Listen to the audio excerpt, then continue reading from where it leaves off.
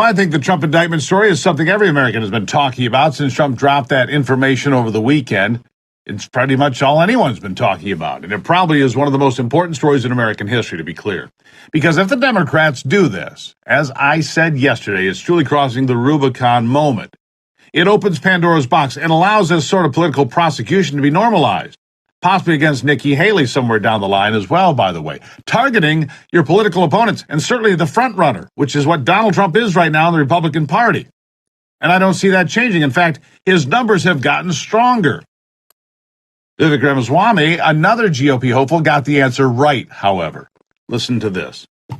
The risk that Donald Trump might be indicted while running for president of the United States for alleged violations that, if it were any other situation, would undoubtedly just be charged as a misdemeanor, if at all.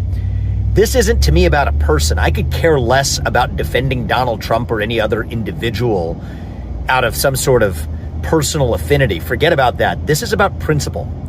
It's about the country. It's about the idea that if you live in a self-governing democratic nation, a constitutional republic, it means that the people get to decide who actually wins the election.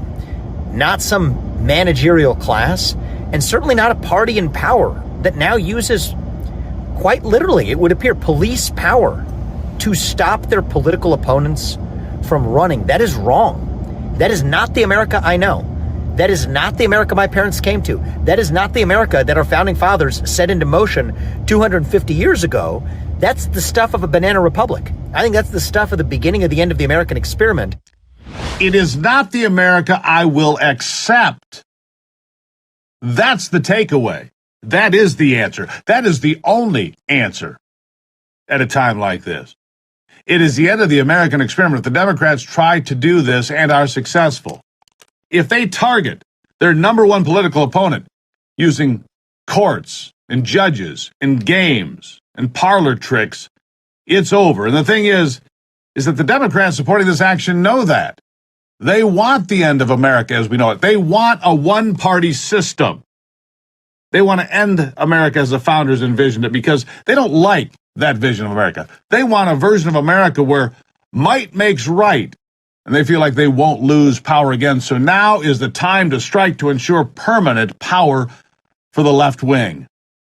But we know every time the Democrats feel that way, they end up losing power, a lot of it. Take 2016 as an example. Democrats thought that the election of Barack Obama in 2008 would usher in a time when no Republican would win the presidency for 100 years. They're openly saying that. And then Trump came along and destroyed that theory. Now it seems they're trying to get back to that by any means necessary. They will destroy Donald Trump by any means necessary, except that it's failing. And again, if you look at his polling numbers, his numbers are increasing. His lead over Ron DeSantis is increasing. It's getting wider. So I say to my Democrat friends and those who would like a one-party system, be careful what you wish for. Because if you try to convict Donald Trump, he'll be back.